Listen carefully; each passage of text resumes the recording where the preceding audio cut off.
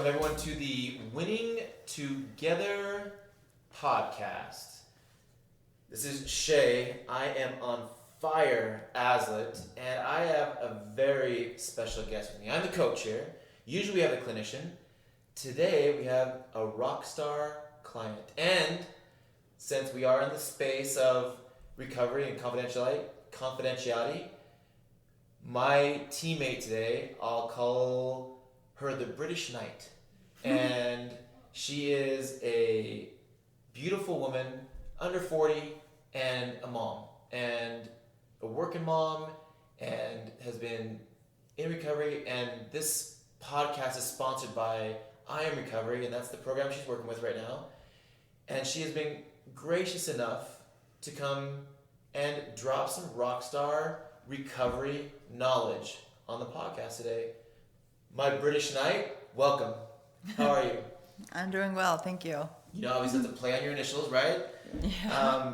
I think you're cool. And from the first time you came into group, I just know you've got some leadership and some experience and a way about you that I wanted to draw out and make a part of this podcast. I'm so excited you're here. I'm glad you're excited. You have a great smile, by the way. Thank Don't you. you hide those teeth. Okay. So tell me, what's a strength that you really love about yourself that's come through and been really valuable to you in recovery? I would probably say just determination, not to let certain people down, like including myself. Okay. And by the way, just in case you're thinking, we're not going to go to drug of choice or anything like that. This is about winning. And we go to past lessons to draw out what the treasure is. But man, we do joy here, and we do figuring it out, and we do liking ourselves and how to solve problems. Can you think of a time where the determination was really put to the test and you had to really gut up and show and do determination? Absolutely. Or 117 times? Particularly when I came here, the last place that I got out of, it did not end the best. However, I did not go out and use like a lot of people from my last place thought would happen. And I'm proving all of them wrong. That's got to feel good. Yeah. You know, sometimes when the chapter ends and it's messy or incomplete, sometimes we don't feel like we can start the new chapter, straight. And even a former you might have used that as an excuse to punk out, right? Oh, and yeah. You didn't. Yeah. Why not? This is just what I want. I'm just ready. You can't really do something unless you're ready. It doesn't matter how many times people push you to, even people you love, even if they say you need this. If you're not ready, you're not ready. And I'm just ready. I love that. What about your experience was kind of like, okay, I'm ready? What did you notice, or was there a shift, or was it just it's there? It was everything. It was the way I was living. I was living out of my car, and I didn't have my family in my life, and I just wasn't happy. And I was telling myself and other people every day, I'm just not happy. So I just got tired of it. But by nature, you've got sunshine coming out of you. So to throw the rain clouds out all the time, that's work. Yeah. I wasn't always sunshine. Yeah, we've all got those dark streaks for sure. Okay, and then what happened? A good friend of mine, one of the only people that I felt even had any kind of support, she got me set up with a place. And it was funny because the day that I was supposed to go, I did not feel ready. My car was a mess, and I just was not in the right headspace. And so I told her, do not go up there. I cannot go. I'm not ready emotionally, mentally. my car's not even clean. Like, I'm not even ready. I'm not packed, nothing. And she said, I'm already up here. Just get in your car and drive here. That's all you need to do. And I was like, okay, I'll just drive there. So you turned the brain off. You just heard what she said, and I will do this one thing. Yep, I got up there, and I went a little bit through my car for 10 minutes, and I got some things that I needed. And that was it. I just did it.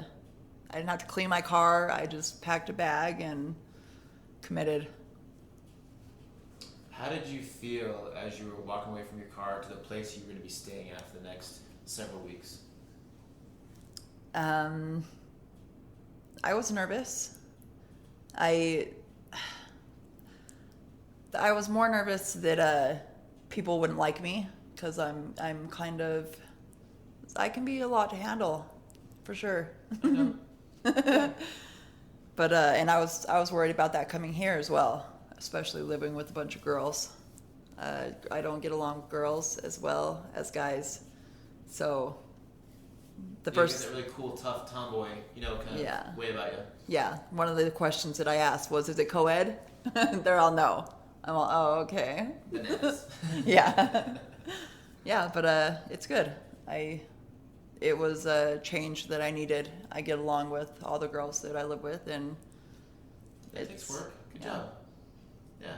Yeah. And living with other people, especially ones that you don't necessarily choose, there's a lot of lessons to be learned there. They're not always fun or enjoyable, but there's a lot of lessons to be learned. They're really valuable. They stick with you. Yeah. I've been really curious.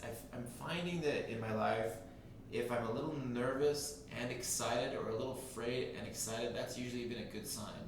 When you're walking away from your car, you're telling your brain to stop. It's going crazy, right? No! You're going off like no, and you're just doing it. Were you a little excited too, or mostly just apprehensive? I was excited. I knew it. I was proud of myself, and my parents, really, they didn't even know where I had gone, really. I just I told them that I was going to be going away for a few weeks, and I had wanted to see them before I did, and the position that I put myself with my family, me seeing them before I went didn't happen. Okay. Which I was a little bit upset about, but there's a lot of things that I needed to prove and show them that I was going to do better, and now I have a great relationship. I'm so glad you share that, my British Knight. I've been reading and listening to a book called You're a Badass by Jen Sincero, and she was talking about giving and how good it feels to give.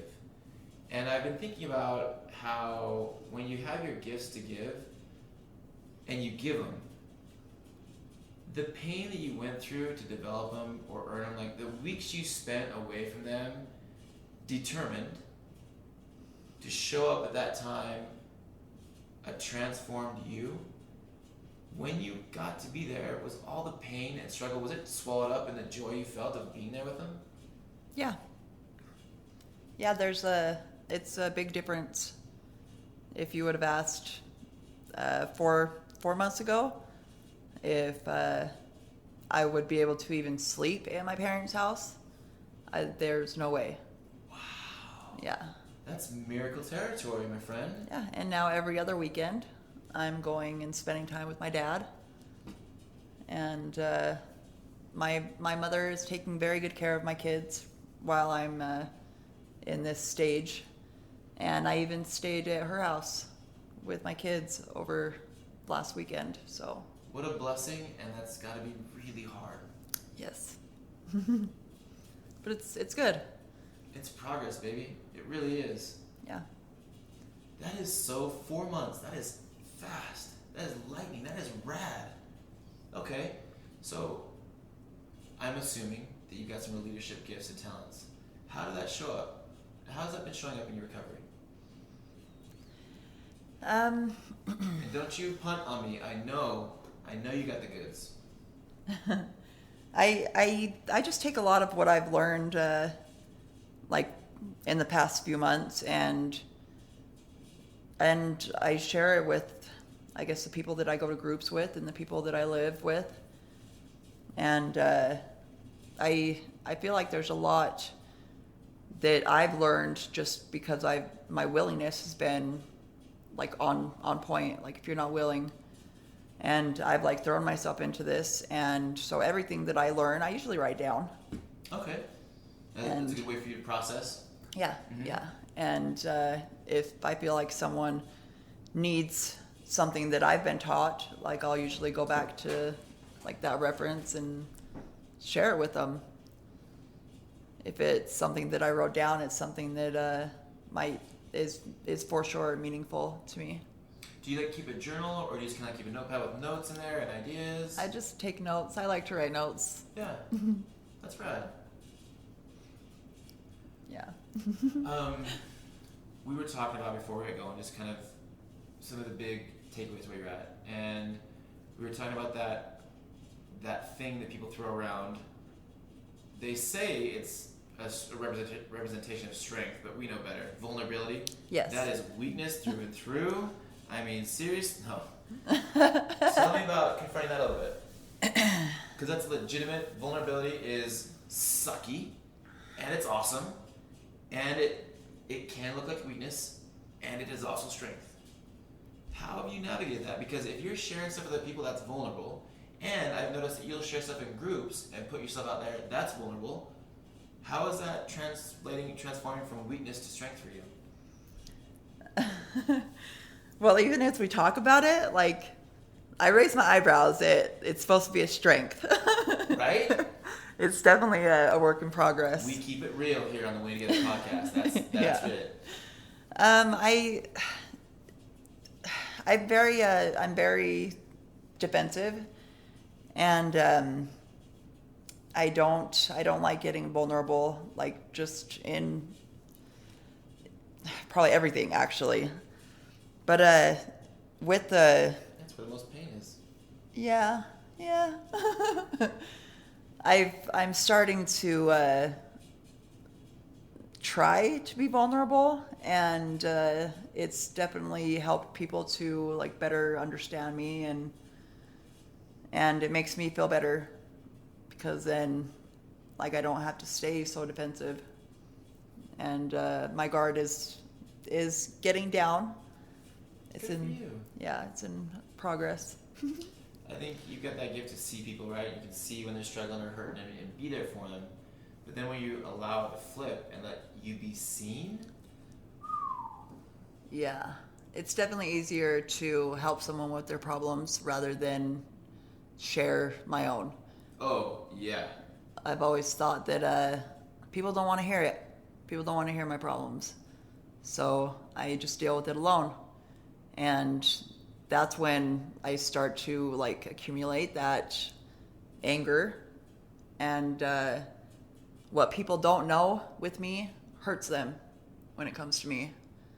So it's being vulnerable is a way for them to know so that I don't blow up, and it's just it's harder, but it's better for everyone.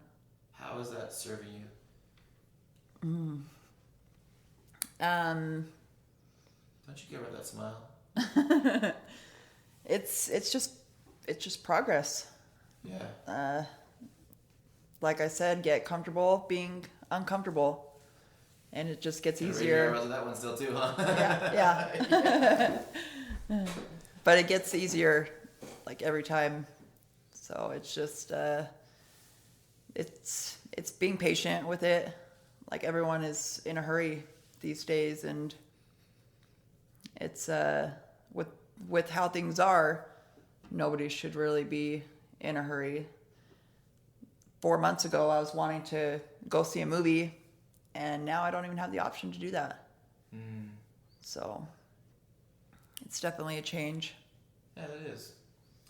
You know, especially with this, seems like there's this wholesale impatience with our peers, just impatience. And for you to constantly slow down, let it in, and be where you're at. Like, I've learned too, accepting exactly where you're at this moment. I really have in the past really wanted to fight that one too and wiggle out of it. And no, it's not. It's this and that. And no, it is what it is. I am where I am, and how it is now is how it's supposed to be. Yeah. And like once you realize that and are open to it, it's a lot easier. Like it's when you're fighting it and you are pushing against what is already happening that it just doesn't mesh well. Yeah, I noticed that too. That you put this resistance and you know this resistance back, but I'll try harder and I'll do that. And then you're in your car alone, and then you don't have any friends, and your family doesn't want to talk to you.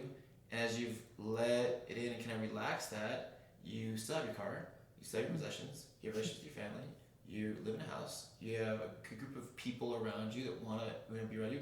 You're doing a podcast. When was the last time you did a podcast? Ever? No. Maybe in another life. Talk about being vulnerable. You're doing it. This is a big deal. I've wanted you to come do this for weeks. I'm so glad you're here. I'm so excited. I am too. A lot of people don't do things because of they think it's bad to only do things like for acknowledgement. And I think that personally it motivates people. Absolutely. And support absolutely motivates people as well. And I don't think that I had those before I even like started to get sober.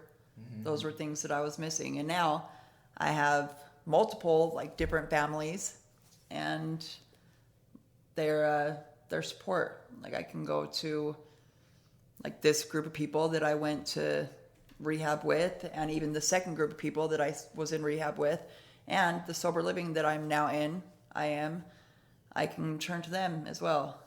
And I do a lot of things, like a lot of what motivates me is like acknowledgement that I'm doing awesome and the support. There really is a lot of power in noticing.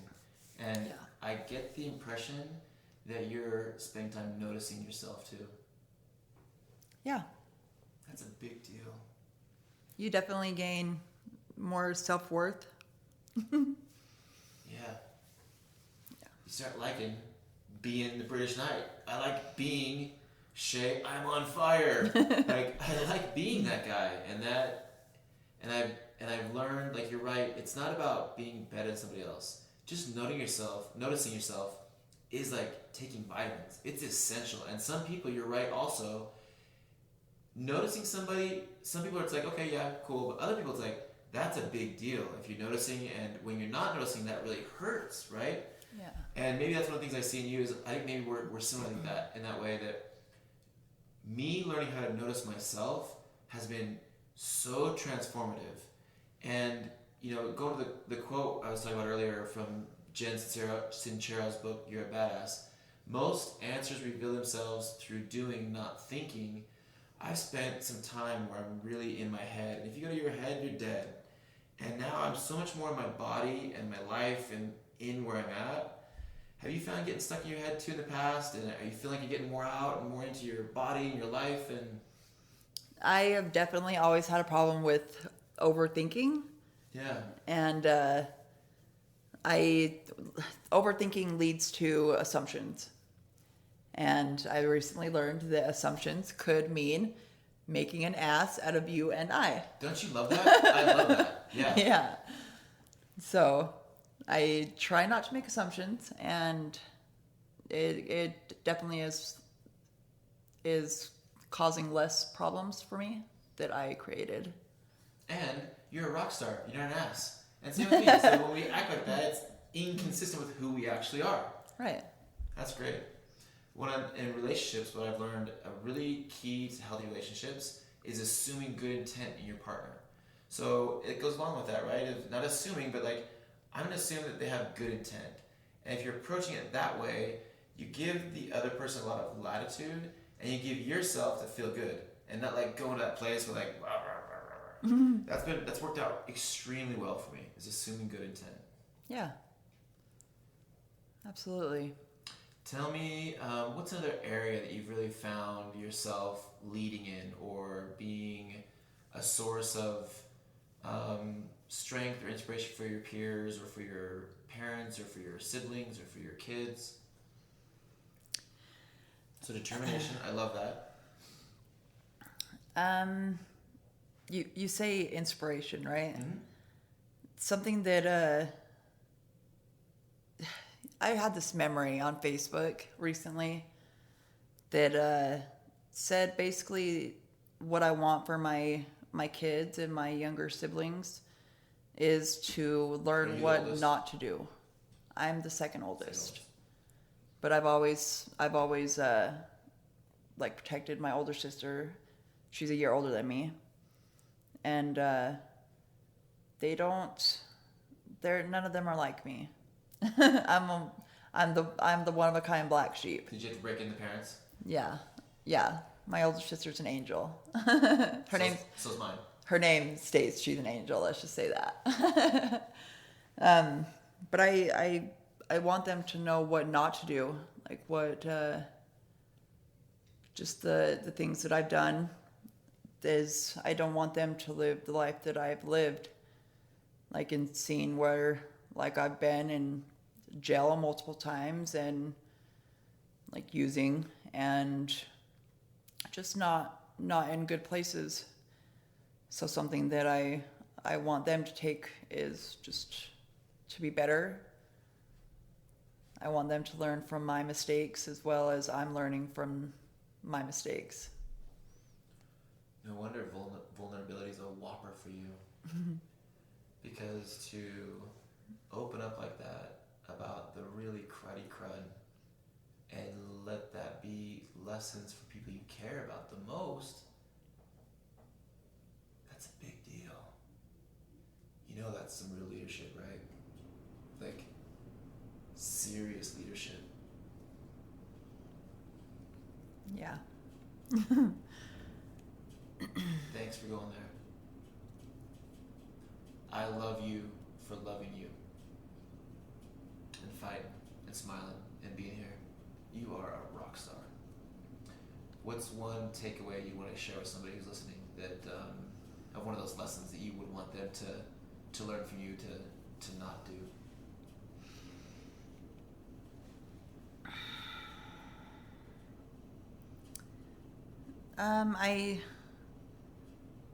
I think that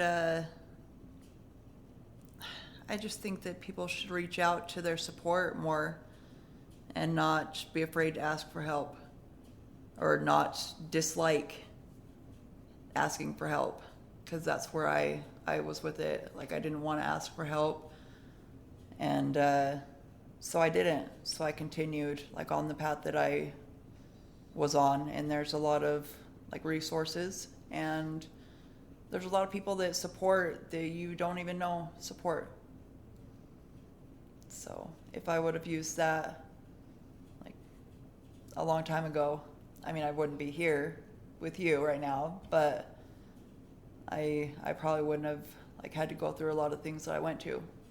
So, you know, in that moment, we are weak. When we're calling somebody and asking for help, we are weak. And in that way, we feel weak, and weak doesn't feel good. However, we can't have the strength that we need from other people when we don't have ourselves, if we don't do that. You're so right. Okay, so vulnerability, strength, okay, yeah, it's important. It is also this poignant feeling of the weakness when you're in the arena and your face is bloody and you got dirt everything and people are laughing at you, and it is humiliating. Yep. And we all go through it, and we're all going to get there. And more importantly, like you said, you're going to be the first one to reach out and help somebody else out. And then turn and allow somebody else to be there for you. Leaders are good followers, and good followers are great leaders. yeah. Thank you so much for sharing that with us.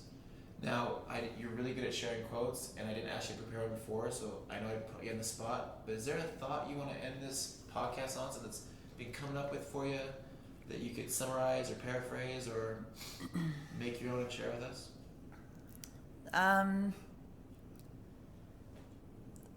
There's two quotes that I personally. Bring it. We got time for two. Bring it. They go hand in hand, I think. I like to tell myself, and I actually have a tattoo of it, so it means something to me. It says, with pain comes strength. And someone recently told me another quote, hold on, pain ends. So I've kind of put those together. And I even have it written in like one of my books to look at every day. Could you insert the word joy in that? Hold on, joy doesn't end. You could? I wonder. Sometimes the pain is so important. And I love that you shared that. Grab onto the joy too. We can latch onto that ferociously as well and fight for that too. And really, there is strength through adversity. Pain does. It can. And as you have done, you're turning it into a strength. You're doing a practice, turning your pain into purpose and into strength and sharing it. I love you for that. Thank you. Thank you. Thank you for being here on the Winning Together podcast. My guest today is the British Knight. Wonderful, lovely rock star in recovery. But I'm a girl. British Knight, the girl. Yeah, there you go. Thank you. Yes. I would probably say woman on that one. Yeah. Yeah, female. Yeah. This podcast, the Winning Together podcast, is brought here by the great folks at Iron Recovery. They have a great outfit here. If they can help you, we can be of service. Please call them at 801-407-9998 or find them on the web, imrtc.com. This is Shay. I'm on fire, the coach Aslet. Thanks for joining us. Have a stellar day.